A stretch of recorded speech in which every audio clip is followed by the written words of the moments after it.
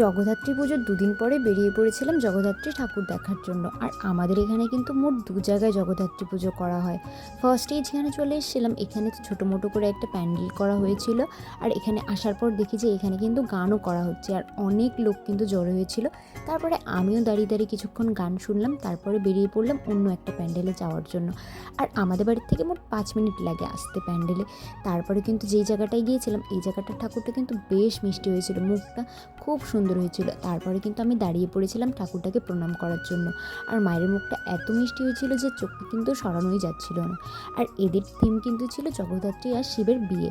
আর এই প্যান্ডেলটা দেখতে এতটাই সুন্দর হয়েছিল যে আমি ঘুরে ঘুরে বারবার কিন্তু সেটাই দেখছিলাম। সমস্ত পুতুল দিয়ে কিন্তু স্টল করা হয়েছিল, বিয়ের আসর করা হয়েছিল, খাওয়ার দাওয়ারের আসর করা হয়েছিল, এমনকি সেলফি পয়েন্টও করা হয়েছিল। আর তোমরাও কারা কারা জগদ্ধাত্রী পুজো ঘুরলে আমাকে কিন্তু কমেন্টে অবশ্যই জানিয়ে যেও। আর আজকের ভিডিওটা কিন্তু এত অবধি।